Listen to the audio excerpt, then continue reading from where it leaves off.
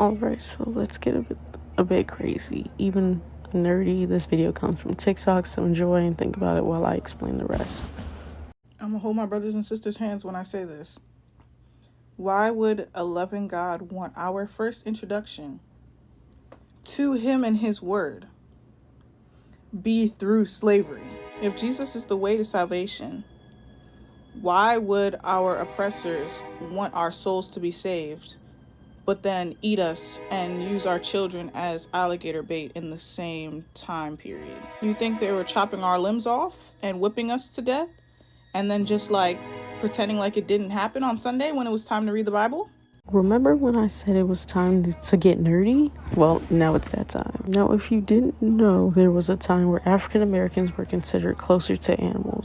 It was the transatlantic slave trade from the 16th to the 19th century, where you know what happens in slavery and whatnot, but the video mentioned, slavery was actually a lot worse than what they tell us in the history books. Dehumanizing ideologies, slave codes that denied basic human rights to the African American people. Now, why is this important?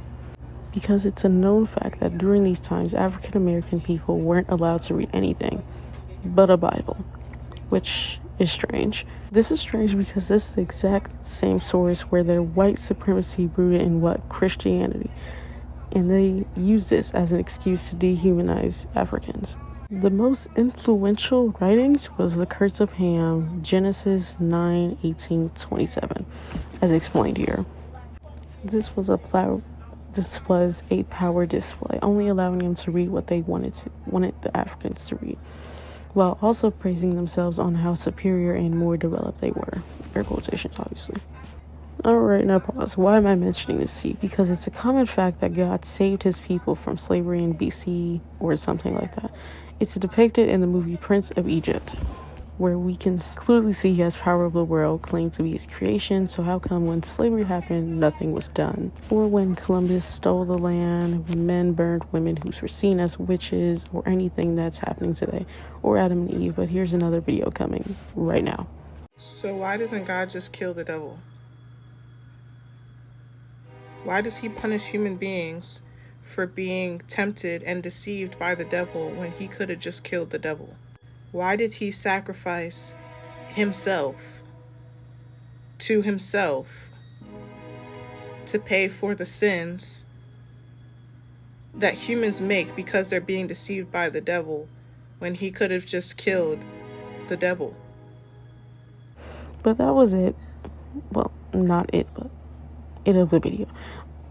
But we all know by now Lucifer / Satan was banished from heaven after he was banished to hell as punishment, but he indirectly gave Lucifer what he wanted: power, control, and independence. As in John Milton's Paradise Lost in 1667, a poem where Lucifer says, "Better to reign in hell than serve in heaven."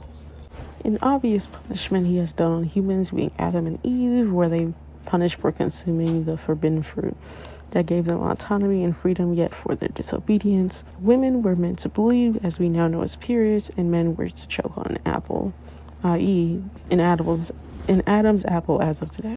In a way, we were never meant to be autonomous. We were destined to be minions, kind of like how Hitler and Trump are, and every other leader that wants to be a dictatorship. Anyway, next video.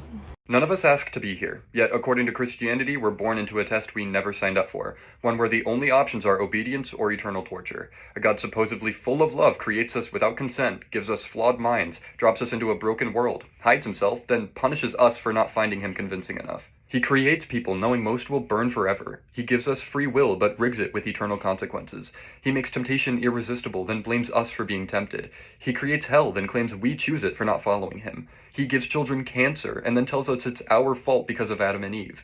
Every command, every threat, every miracle, all of it is theater to make cruelty look like a choice. He tells us we're broken, then demands we thank him for fixing us. He calls us sinners, then shames us for acting human. He floods the earth, killing millions, and calls it justice. He demands perfection from imperfect beings he designed to fail. And when we finally start thinking for ourselves, he labels it as pride, as if curiosity itself were rebellion. If this God existed, he'd be the most insecure being imaginable. demanding constant praise, testing loyalty, dangling heaven in front of our faces to make us submit. If love needs worship to exist, it isn't love, and if morality comes from fear of punishment, it isn't morality. All of this looks more like divine blackmail than it ever did divine love. Like, why are humans so obsessed with suffering? She was talking about a completely different topic, but I'm going to get on this anyway. So, for some reason, humans are obsessed with suffering, so you get bored, kind of like the definition of insanity.